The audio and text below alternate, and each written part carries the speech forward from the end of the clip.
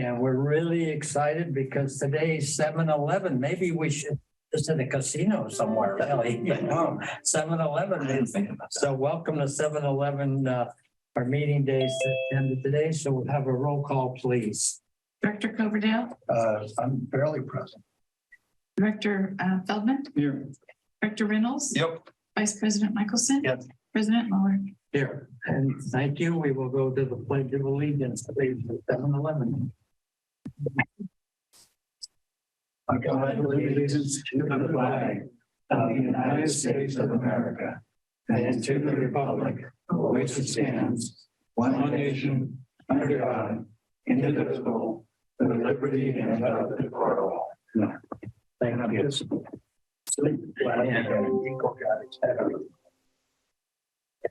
At this time here, public comment, please. Do we have any in the audience or nothing online at this time? So we will move on to item 4 of the agenda, the consent calendar, please.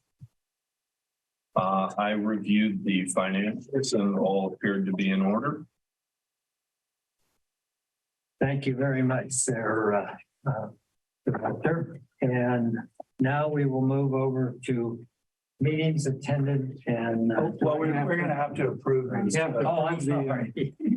I think we're all in a hurry to go. Does look like a short agenda. I'd like to move that we approve the consent calendar as presented, and I don't know. I guess we're going to talk a little bit later on the financial results. Thank you, Director Coverdale, for I'll second keeping that in that. place. I'm So, sorry, I hope that wasn't rude. I'm just trying to- no, thank you. We're all in it together. So we'll have a roll call vote, please, for the consent calendar. Director Coverdale. Yes. Director Feldman. Yes. Director Reynolds. Yes. Vice President Michelson. Yeah. President Mueller. Yes, so ordered. And now we will move on to item number 5, meetings attended and director's comments. Do we have any? I would like to make a couple quick comments here, please. So the first one is, Buonasera, welcome home to our general manager who was in Italy working on her Italian. And so I just want to thank all of our staff for stepping in when our general manager was out. So thank all of you very much for keeping this district running the way it's running all the time. So we appreciate that from staff's perspective. So I want you to thank you for that. And also thank staff for our new sign out there. I think that's pretty neat out there. So it's temporary, isn't it? The temporary, right? We have our landscaping. A new temporary sign. Yeah. You got to find a good landscaper to figure it out. And then if I may, I think this would be a good time here to mention July 18th is coming up pretty quick.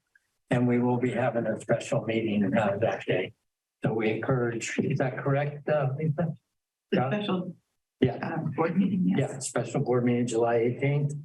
And we thank you for that. And then also that week is busy for all of us, but July 21st will be an Aqua Region 5 meeting being held.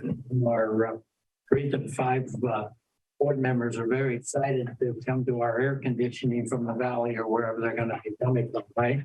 And I would like, I'd like to thank the city of Half Moon Bay, and we're going to be holding it at that wonderful library we have down the street from us here. So I think it's very special to have that meeting room. And so thanks staff for working with us on that. There an agenda for that meeting? Not yet. I haven't seen it. If the agenda, could you somehow can that be given to Mary to get to us? I'd like to see what's going on, who's doing what, when, and like that. Yeah. In case a couple of interest. No, it's in our region. So. Yeah, you well know it's a small crowd too. It's not a big. No, I understand, but it'd be good to know what's okay. You know what I mean? Yeah. It's an aqua-based thing, so Thank you for that. it'd be good to know that. 21 July. We will be 10 a.m. posting that. So any other director's comments on those? My little notes here. Well, I stopped making snow reports a while back. Yeah. But I've been in the Delta a lot, so I can make snow reports as it migrates down. And I've never seen the Delta so full. We've been going there, a lot for the last 18 years and even more years than just that. But the flow rates are huge. And it's really great to see what I'm confused about, because I don't know enough about water quality, is why with these increased flows, there's so much algae bloom.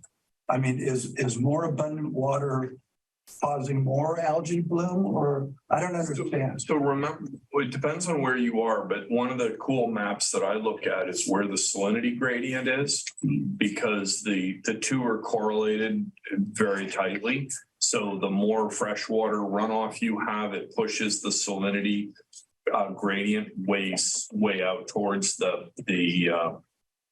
it doesn't get out of San Francisco Golden Gate, but it pushes it down past the Carquinez Bridge. And then when we have a drought, the salinity curve moves way up the other way. Right. And part of the Bay Delta fight has been over the salinity curve impacts some of the East Bay water utilities.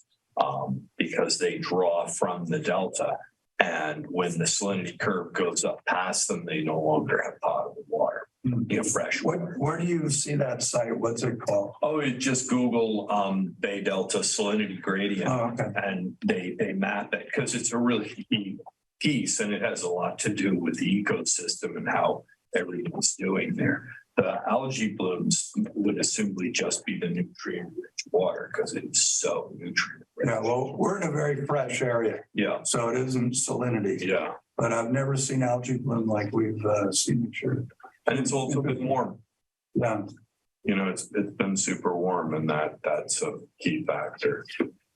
yeah, cool. Problematic for the drinking water. I'm gonna have to go to study something about water quality. I actually have a couple textbooks on algae and fresh water. Can I get a library card? to put Yes, them in? you're welcome to read them. They're fascinating. Thank you.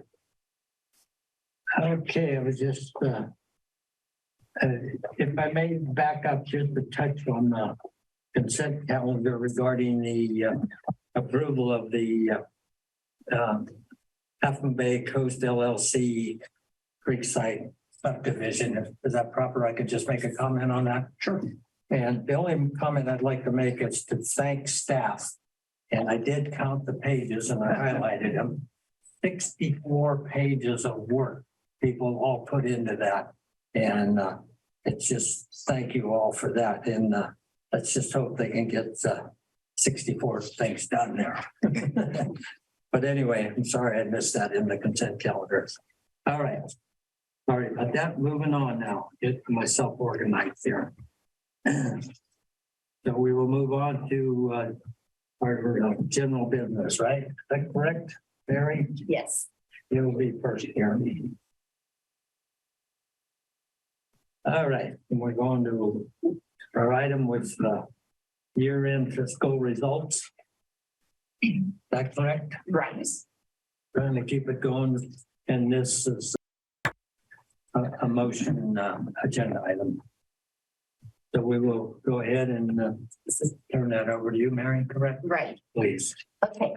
So the year is over and fiscal year 2023 brought its financial challenges given the drought, resulting in revenue coming in at 13.7% below budget. But we were able to make adjustments to expenses, and especially given the winter rains, we were able to finish the year with lower expenses that offset the lower revenues. So you'll see we had lower water revenue, but it was offset by being, savings on our operating expenses. So in the end, we contributed a little bit more to our CIP and reserves than what we had originally planned.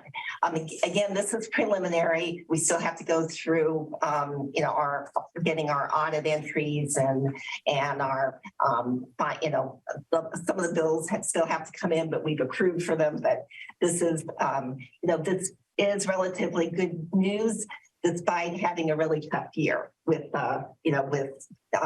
having significantly lower revenue.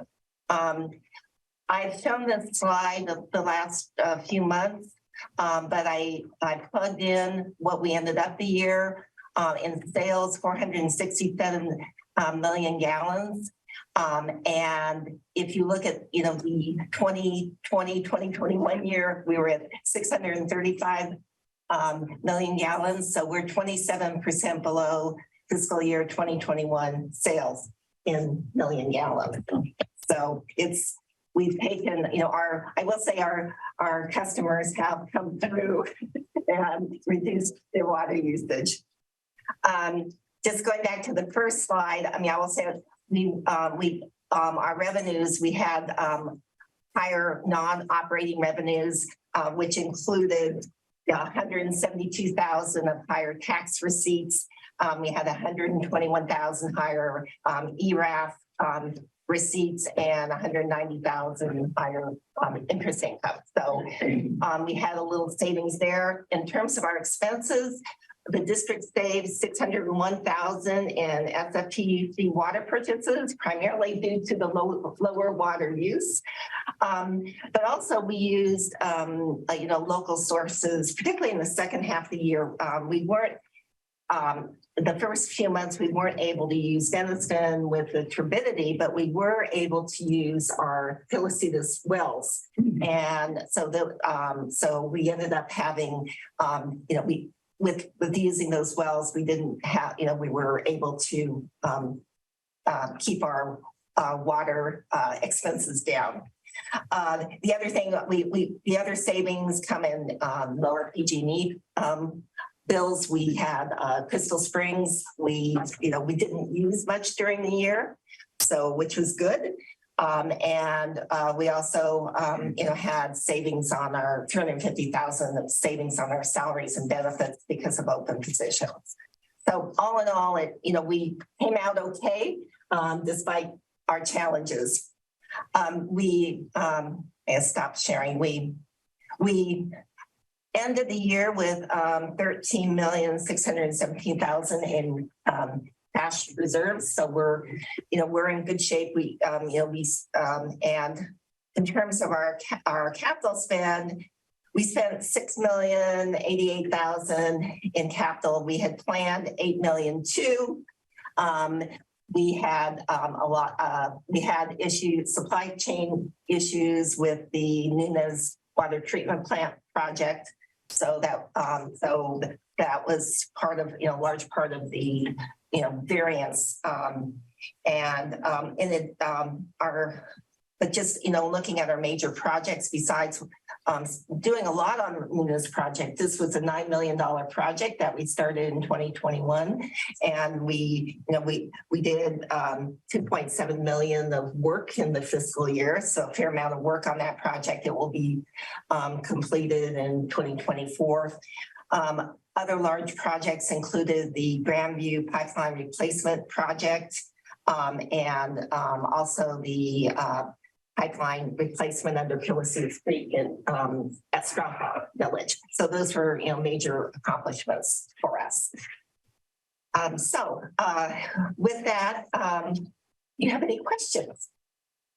I'd like to make a comment and share with the public that the investment we made this past year with the wells in Philocedus Creek really was an asset. Is that correct, staff, on that one? So thank us for doing that, and thank you all for pushing that forward to the board, because that saved us a lot of funding. So it doesn't cost, it pays when you're rebuilding something.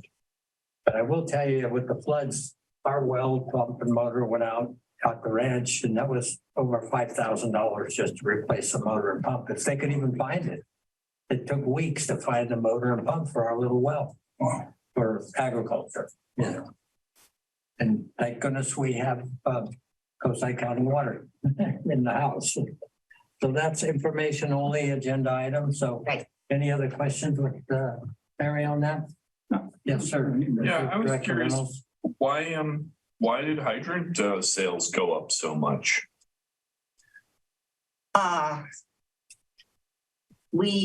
Well, Good question. good question. Actually, I'd have to see about comparing that to the prior year. So, I mean, basically, yeah, our budget was 48,000, we're 61,000. Yeah, that's So, a big difference. Yeah, Just like, so it does lend itself to, those would be our portable hydrants. And So in the late notices, we went up 83% increase in late notices. I'm a little confused because a lot of that time we had the drought restrictions on how we handled shutoffs and late notices. So do you want to talk for a minute about how that's affected us financially? In terms of, we did not charge late fees up until last year. Yeah. With COVID, we could not. We reinstituted late notices. So is that 83% simply because we underestimated what it was? Underestimated in the budget. Okay. How do we keep a pulse on how our constituents are doing in terms of late fees and shut off notices? It's something I think this board has expressed concern in the past that we are prohibited by law from having a lifeline water rate. Mm-hmm. And it kind of irks the board that we can't do that. So then we're left with the members of the community who are financially challenged paying for water. And I worry that we should be tracking what our kind of late notices and shut off fees are and how we're doing. Well, first of all, with our late fee policy, if somebody calls us, we'll forgive one late fee a year. Mm-hmm. So we do that. In terms of our outstanding receivables, we've been watching them very carefully, and our Nancy Trujillo, who's on.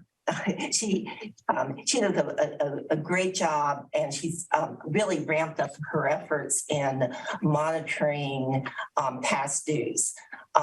We have reinstituted shutoffs, but we do very few. And if any, and basically we work with the customer and we try to get the customers on payment plans, and she's very good with that. The other piece of it, I mentioned last month, we have been working on that. There's this, they call it LEWAP, it's low income water assistance. And we've gotten some participation in the customers. They have to call and get set up with the state, but we've encouraged them, we've given them the information how to do this. So we are working on with the customers. Actually, right now, our receivables are in really good shape. I had been concerned because we had, some changes in the customer mix and various things. And I do, we've been, as I say, we're between Nancy and our customer service staff. They've been very proactive, with our customers. And I mean, right now, in terms of, looking at the inactive past dues bad debt, I'm looking at $8,000. Wow, that was very good. Which is minimal. Yeah, no, that's very good. That's we should be very proud of that. Wow. It seems like and I think we're doing a really good job of tracking our financial health as we look at where it's going. It also seems that it's not directly related to the finance. I mean, of course it is, but it's a much smaller nuance that it might be valuable to consider a way to monitor and track how our shutoffs, our population, and I would like to think in a perfect world, we might get legislation on allowing us to help the low income community. And it would be lovely to have the data to be able to say, this is how we can improve this, and here's the problem, rather than say, yeah, we know it's a problem, but we don't have the data. And Pat, have you got that law passed yet? No, it's one of the things that keeps coming up. Yeah. And this is the 218 requirement where you have to have proportional rates. Right. And there's, talk about it going up and then it goes and then just nothing happens. So I haven't heard of any new legislation this go around to address that. Too bad. Well, the best game in town is the program that Mary mentioned. Well, unfortunately, ends at the end of August. Now there is some, Well, you can. yeah, there is some movement, in Sacramento to try to get it extended, but, we don't know. Yeah. Okay. What about Patrick, since drought years are over, have they positioned the cutoff with unpaid bills again, or no, it still stands with the underserved community? Yeah, so. On that one? Yeah, so the ability to not terminate water service was a COVID related requirement. So during COVID, they said, hey, you can't shut off water service. And then when the COVID restrictions started to loosen, then that law, that restriction about terminating water services and imposing late fees stopped. So that was not related to the drought. Okay. And I've heard nothing in the legislation about anything that deals with that. There was something, I can't remember the exact timeline, but it was 1 or 2 years before COVID, but there was new legislation that dealt with the Residential Water Shutoff Protection Act. And the district adopted its policy, updated its residential termination policy to address that. And that provided for a longer time frame before you could terminate water services, and also provided some requirements, as Mary mentioned, about working with the customer on payment plans and things like that. So the district did adjust its policy to comply with those laws. Thank you. Excellent response. Thank you. That's good. Getting back up to the 30,000 foot level and the fiscal results for the year. I think it really needs to be stated again, and you did it, and so did John, that the public participated this year in helping us to make it through. And the fact that the loss in revenue was offset by the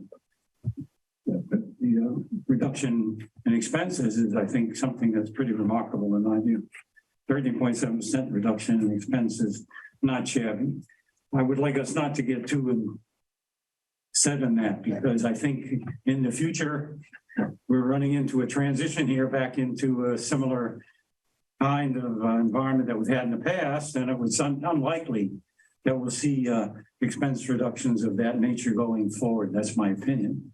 And I just want to make that clear, because being part of the finance review process, I know that your planning in the next budget cycle is taking all of this into account, so that we are really close in keeping track of the fact that, we want to manage our budget, come up with what we plan, and come out ahead. So we did a great job, and that's due to the work of a lot of people and a lot of reduction in cost, including not buying water from SFPUC. But I still want to caution everybody that I think that this is a one-time situation, and I may be wrong in that, but that's what I believe. The other thing that I want to comment on is the capital expenses, certainly a far cry better than it has been in the past. And even I am one to say that $6 million in capital expenses is a pretty heavy job to achieve. And I want to commend everybody on all the work that went in making that happen. I haven't seen one like that before, not in my short time on the board. And I hope we can continue to meet the objectives we set when we put the reserves aside to pay for this, because that's what we have embedded in our planning process for budgeting. The more of that we can make happen, the better I feel about the way that we have established a process for our budgetary responsibility. That's really where my head's at. Thank you. Well said. Did you take him to Italy? Because he's talking like an Italian here tonight with his hands. I love it. You did a good job. Well said. Well, thank you. Gotta have a little humor here in the meeting at times. So anyway, great comments. You guys are wonderful every time. Great board we have. So that finishes up that item, right? And thank you, legal counsel, for your comments. And we will move on now to the consideration of approval of resolution 2023-07. So annually, the board must approve a resolution establishing the appropriations limit applicable to the district during the new fiscal year. So the appropriation limit is the maximum amount of proceeds of taxes that the district can appropriate during the fiscal year, per the California Constitution. So as the calculated appropriations limit far exceeds what taxes are available to the district, there's no fiscal effect to the district by passing this resolution. And so I would urge us to approve resolution 2023-07, establishing appropriation limits applicable to the district during fiscal year 2023-2024. I'll second it. I think into the discussion here, do we have to move one agenda item before this? No, after This one. Okay. I just wanted to make sure, but we do have a motion and a second on this item, and we'll have the roll call vote, please. Director Coverdale, Aye. Director Feldman, Yes. Director Reynolds, Yes. Vice President Michelson, Yes. President Mueller. Aye. So ordered. Thank you. Very good, Mary. Thank you for that. Now we move on to our next item there, and it will be item C. Well, we're going to move Right, we're because gonna this is where we item E up. up to, yes. So But we'll go to item E at this time in the agenda. Okay, thank you, James, for stepping in here. You're welcome. We moved this up for continuity since we're going to do a change order extending the schedule. Okay, Let's not get ahead of ourselves. So this is the Nunes Water Treatment Plant upgrade number 20, update number 23. 23 months into this. As Mary mentioned, it started August 16, 2021. So we're almost done with filter 4, which is an exciting milestone. We have tested, back-teed, chlorinated, all that stuff. It's getting down to Calcon magic and Sean being happy with the sequencing. So filter 4 is essentially almost done. It hasn't been put online yet. And then we're going to go through filters 3, 2, 1, and then the clear wall. So basically we worked on filter 4, and I was wondering if you could bring up the pictures, Mary. For those at home, top left, this is the loading of the media with the crane grabbing the bags from the below. This is filter 4 empty. You can see the stainless steel under drains. They're running an air test on the other side, so you can see what it looks like with air in it. There's some conduit on the side of the building. These are the air scour valves on the far right hand upper corner. That's the air scour valve that has a controller up top. Lower left corner, that's an empty filter 4 there. You can see the beautiful stainless steel under drains. And then the picture next to it is filter gallery. We've got some yard hydrant up top now for washing out the filters. This is one of the filter 4 valves. And then on the far right lower corner, some pressure testing going on in the filter gallery. So Ranger's making great progress. They're just going to get better at each filter as they go through them.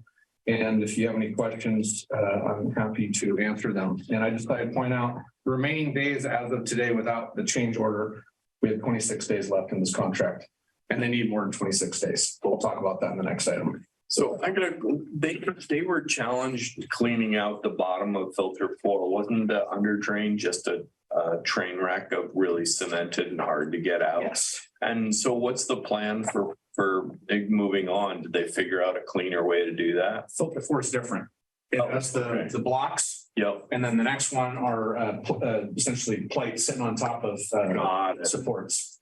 Got it. Okay. And so then three through 1 should be much easier. Perfect. 4 was a bear. And when we're done, all 4 will be the same under drain, which will be a big improvement in terms of performance, operation. Yes, that's correct. Great. Okay. That sounds good. You happy with the new coating that they put on the concrete? Yeah. Yeah. I mean, I wish it came in a different color, but you don't always have that option. But I think the final product's coming out great and Ranger's doing a good job just keeping things moving as best they can. Good. Excellent. What grade stainless steel is that? Is that submarine grade? 3/16.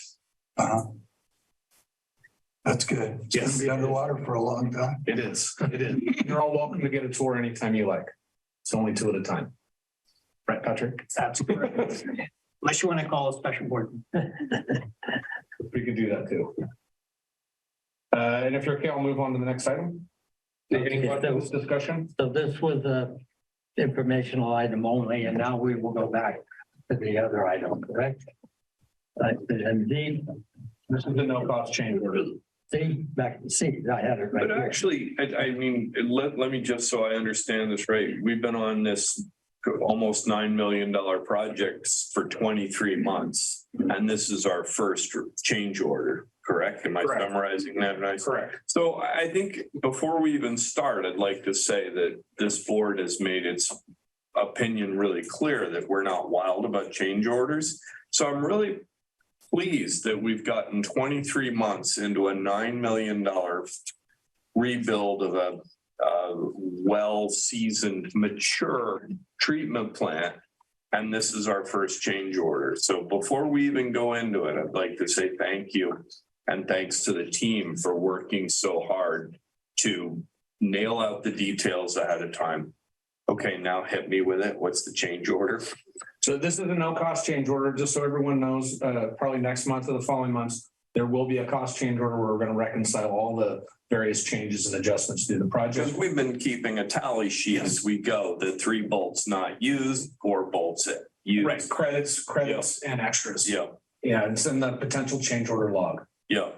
which you'll actually see in it as an attachment with this. So as you know, Ranger had to vacate for about 3-4 months due to supply chain issues.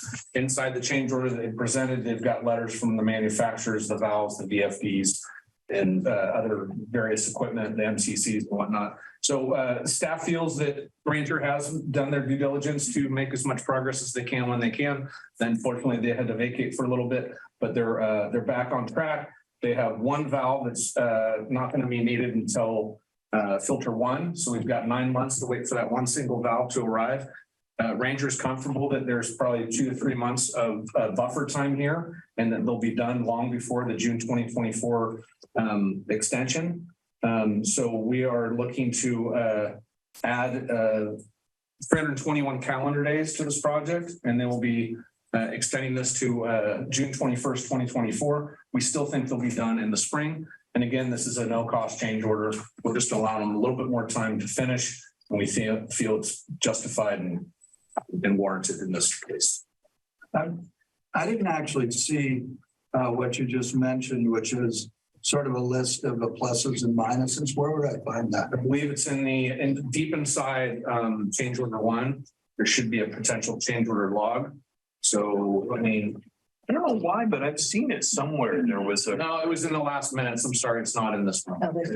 But you'll get it next month if we present it. But sort of a summary, if you were to think about pluses and minuses, any kind of idea, Magnitude? 1%, 5%, 10%. Oh, it's about $120,000. So Okay. Yeah. what's that? That's a 90%. Yeah. plain up Really low for $9 million project. Plain number is fine. And I think it's really important that we publicize that we love no cost change order to all of our providers, because I think it is something that we prefer. So I was pleased to see this.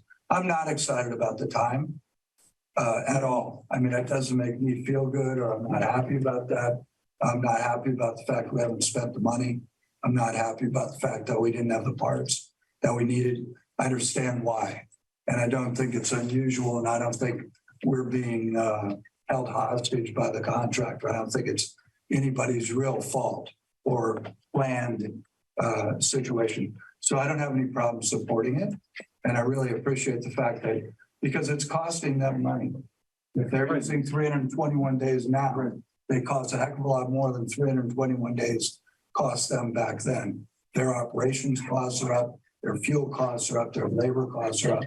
So I don't I am pleased that they're not coming to us and asking for compensation for that. So I just want to say I'm fine with it, but those are the reasons why, but I love possibly indoors. I think it's really good, but it does cost us too. And so it looks like no cost because there's not a dollar sign, but everyone is taking a bit of a hit. Yeah, so in that vein, I have a question. I'm happy to hear Rangers not costs aren't going up. What about Friar and Loretta? I mean, they're going to be on the job that many more days. They haven't spoke up about being outside of their budget. But it's time and materials, right? Budget. Right, but if you think 4 months of Ranger not being there, Friar wasn't around either. Okay, so they will still. Your guess is they will still remain within their budget. I believe so, yes. Okay. And that's a very good point because a longer project means more support. Yeah. So that's my concern. I'm super happy about the Ranger side, but the engineering side, I'm a little concerned, being on site that many more days. No, that's an excellent question. I'll make sure I go over that with them. Yeah. I can keep an eye on that. That would be good to know. Okay, cool. Thank you. That's good. Sure.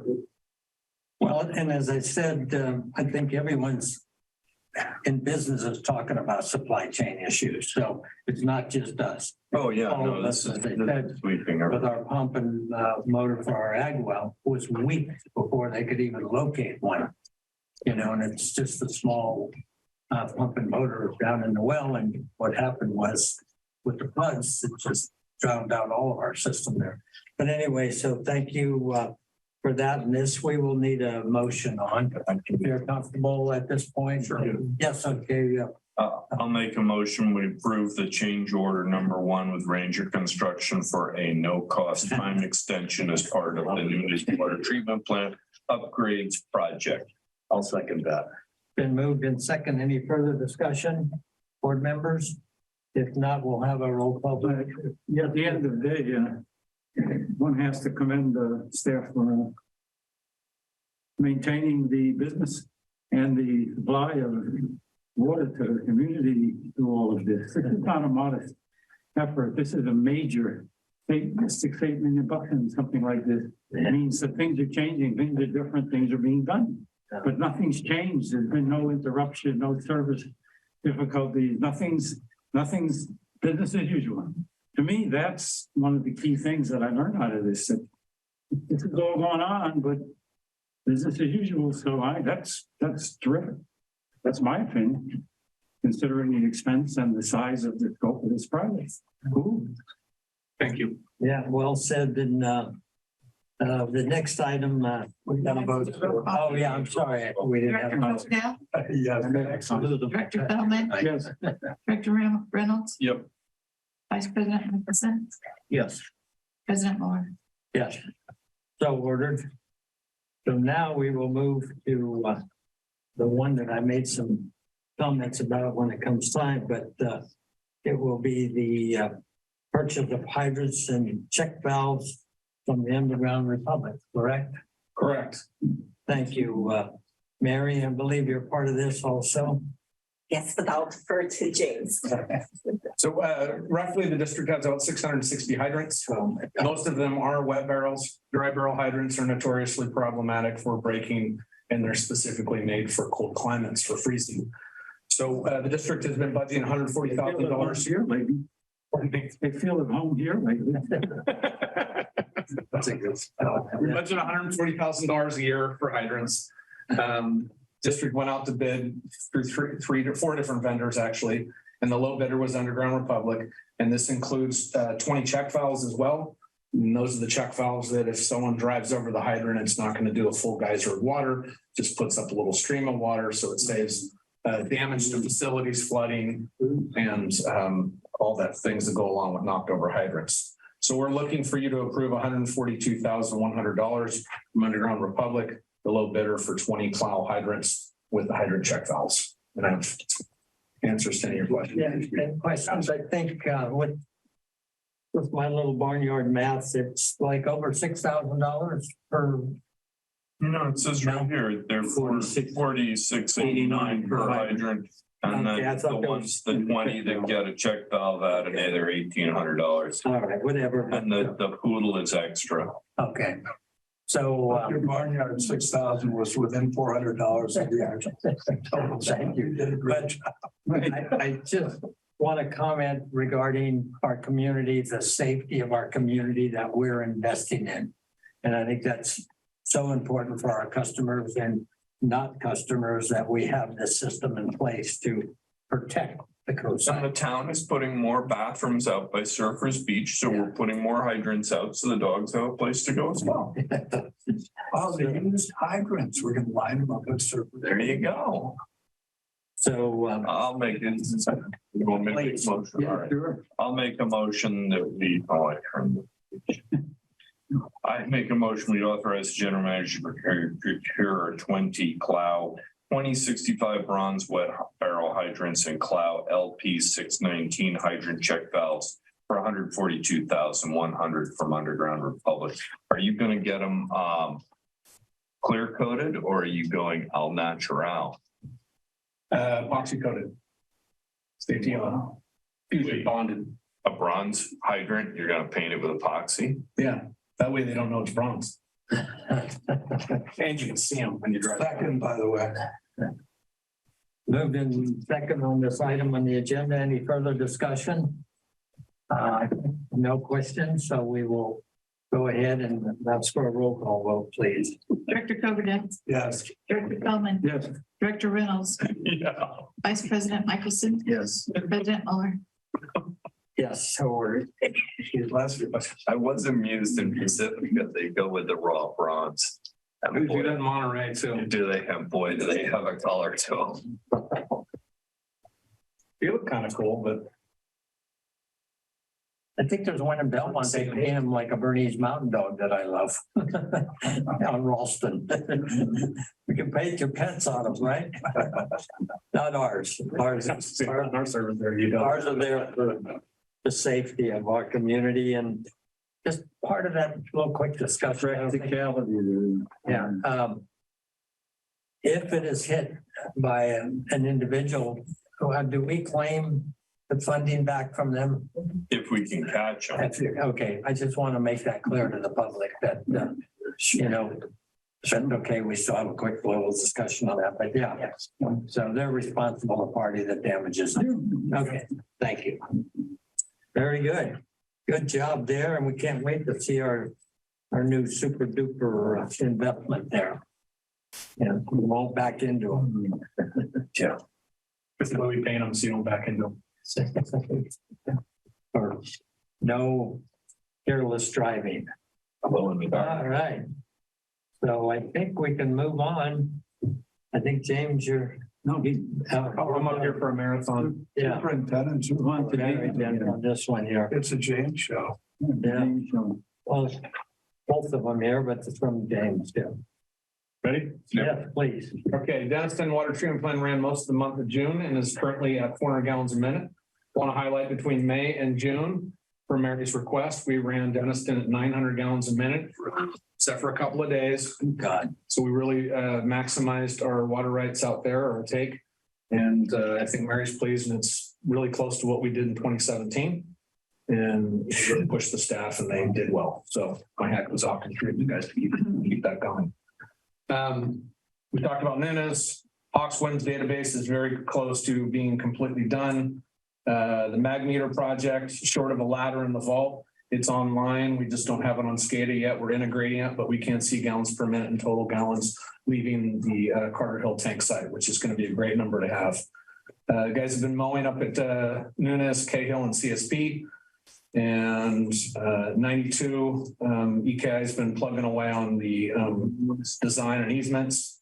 And Half Moon Bay Tank Project, we're doing some biological work with SWCA per the request of the city and working on an NOE for CEQA. And the 90% San Vicente pipeline design is still under staff comments. If you have any questions, I'm available. Can you guess on San Vicente when we'll be able to see? That's a good question. You want me to? Yeah, you could, yeah, I mean, it's going to be a bit, we're working out mechanics. But we would, we'll see. Thin the air pipe on the ground, you think? Wow. possibly, Now you're careful. That was. Now you're looking Years. with gas. I think 2 years, but yeah. How Mary and I work, we push each other. That's good. Let's do, I'd say one. That's good. I 3, she says tomorrow. I'm hoping I'm pushing too. Yeah. Project. I mean, It is. It's a great. there's A lot of pieces. a lot of pieces, a lot of logistics, a lot of issues, but we're, we're kind of going through the punch list and We are. Good. Good. I happen to be stuck in traffic, not that this ever happens on 92, but it made Every me, day. yeah. It made me wonder, how are we doing on the temporary bypass? Yeah. The polyethylene 2-inch is obviously holding up. Where are we at on that project? I'd kind of forgotten about it. What is that there? we are very close to 100% design. Wow. And so and we're working on the easements. We're close to having some discussions there. And we're working on what we need to do for sequence. Oh, well So, done. so it is progressing. We submitted our application for FEMA. We don't know. Lost in the government. Every once in a while, somebody comes back from FEMA with questions. So we'll see what happens and see if we. But the customers are doing okay on the 2-inch line. And so we're in a really good stable. It's great material we use. So if it takes a year, then it's okay. So that's good. Cause I would imagine we can't do that construction in the winter, right? Well, yeah, and we might, Stretch. yeah, it's gonna be a stretch. And also, we need to coordinate with all the pump Oh, yeah. activity and everything. And So so it's mostly next summer is more likely, it right? could be, part of it, the part that isn't, impacted by pumpkin activity, we might be able to do earlier, but that would be with, depending on Yeah. the, what the property owners. Need. Have a little more time for FEMA to decide to give us some money. Well, We got to do it we right. have to do it very quickly I when we know. get FEMA money, so. Yeah. We're limited in kind of like 16 months from that disaster, although we could ask for extensions, but anyway, we'll see. We're not sure how that's gonna work. Wishful thinking, just think. Yeah. We have a pressure transducer on the end of that line. Yeah. It will call us if it drops below a certain threshold. I'm doing well. Yes. Cell based.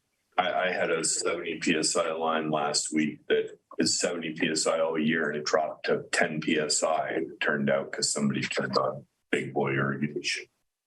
Yeah, just, Wow. yeah. Well, back to FEMA, tragically, what the Northeast is going through with floods in July. I mean, it's wiping out everybody back there. That is so. It's just, and I just don't understand. I mean, how horrible it is for the South with heat and tornadoes and floods. And I guess our little disasters here this last year is not quite as bad as losing everything. I complained when we lost, but those poor people just get destroyed. It's not sad. But anyway, I think that was information. Thank you. Highlights. So Thanks, thank you James. very much there. And we'll be looking forward to that pipeline up north someday. All right, so we're moving on. Those items are completed. Monthly information reports. James, you're still there, right? Yeah. Oh, Kathleen, I'm sorry. I'm all out of it tonight. I guess I needed my dinner. July 4th was too much for me. Thank you, yeah. So the district published its consumer confidence report for calendar year 2022. It's also known as the annual water quality report. We mailed out postcards. So every customer should have gotten a postcard, and it's posted on our website. We did some social media outreach with it. So the only thing left to do is just send in the certification to the state that we've done. Did a July 4th email. Yeah, we did a e-newsletter for it. Kathleen, how are the, I know it's a different report, but how are your safer drought reports going? I did an informal poll of other water utilities and I got more vitriol than I've heard against the government since prohibition. Yeah, so that's what it's been very painful, very time consuming. But you kind of get what you ask for because water agencies have been saying they want to consolidate all the reporting into one, and this is the state's attempt to do that. So it's going to be a tough road. And so the rest of the board knows the state in its infinite wisdom did what Kathleen said, which is come up with a new report. It's a monthly report. And I've stopped counting how many pages the stupid thing is. It's what, 12 pages or something? Well, the online portal, I mean, they break it down into sections, so. Yeah, but it's a bucket load of time. It is. Yeah. And Some of it you can click if nothing's changed. There is a button you can say is same as last month. So it saves you some data. I think there's going to be a lot of that. the point I want to make, and I want the board to know is this is an unfunded mandate that's burdensome. And I'm hearing an awful lot of complaining from water utilities that they don't have the time and manpower to spend sitting clicking on these. And I'll give you an example of how ugly this is. They ask you what year when your well was installed. And if you put the year in, it won't take that date. It will not accept it. And if you try and go on, it says, hey, your form's invalid. You have to put a date there. And it's really absurd stuff. So, people, Kathleen, other water utilities get burdened with having to do this. And hopefully enough people will complain. The state will get its act together. But I think it's important to remember, and for the public to understand, that it isn't just getting water to the tap in a safe and reliable manner, but it's complying with the rules and regulations. Patrick's working hard to keep us out of trouble and Kathleen's working hard to keep us out of trouble, but it's a lot of work and there's an awful lot. I'm seeing the bureaucracy grow and not much improving in terms of stuff. So and also there's a loop on this. This comes back to haunt each and every one of our ratepayers every time it comes to a rate increase. We have to cover the staff time for these onerous reporting, and the government has nothing better to do than come up with more unfunded mandate. And we are a pass-through agency. We have to comply, and our customers have to pay for it in the form of rate increases. And we tell in the meetings every year, we talk about our consumer confidence report, but Kathleen has to file an electronic annual report that goes out. It doesn't go to the public. It goes to the state. She has to file a monthly drought response form that is just a data fishing expedition. All our water quality analysis have to be approved and the lab does that, but there's a real paper trail. And it is important that everybody understands that the paper trail, we've all heard of the ISO 9000 compliance, and the paper trail that water utilities comply with is really significant. And it's something that the public often misses in terms of what our cost is to run this operation. And with that, I'll be quiet. No, well said. I think we should authorize a uniform for Kathleen that has cape and says Superwoman on it. No, really. You always, Kathleen and Mary always know that when push comes to shove, whatever hits the fan, you need support of any sort to help to make this happen. You have my support, and I'm sure the rest of the board, to do whatever you need to do to be able to do what you need to do. So that's it. I mean, it goes without saying, and that's always been our instruction to you, because there's only so much we can expect from from a mere mortal. Mere mortal, yeah. So keep that in mind. will Thank you. Because he makes me nervous. So I want you to keep that in mind. Well, yeah, I'm not alone in my suffering. I think that's what other agencies. Not, And go ahead, I'm sorry. just one last item was, speaking of reporting, this is another new report that last year was the first year we reported on it. But it's the annual water supply and demand assessment. Again, it's all done online through a portal and where we have to predict over the next fiscal year whether we're going to be short water. So we enter in estimates from supply and demand and any conservation measures we're entering. And so this will be something we do. And it was nice this year not having to put in that we're going to be in a shortage, that we have plenty of water to meet demand. So that was a nice relief, made it much easier. And that's it for my report. Well, just a comment I can remember as a younger man that an old timer once said about these government mandates. They make more liars out of people, not us, but there's a little more fudging going on when they keep shoving these things down. Everyone's not us, because we keep a legitimate operation here, and our legal counsel ensures that. Otherwise, we'll be in big trouble. So, had to bring that history comment up. Thank you, Kathleen. It was wonderful. And as I said, next week.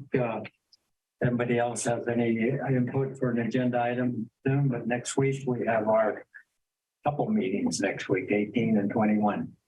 So I think that'd be great to get the. What time is 18? 9 in the 9. morning. Yeah. So I think we're Dinner time. closing up and we thank everyone for participating today and Dalvin, you've been doing a good job. And so at this time we will adjourn the meeting. All right. Thank you. Yeah, I know.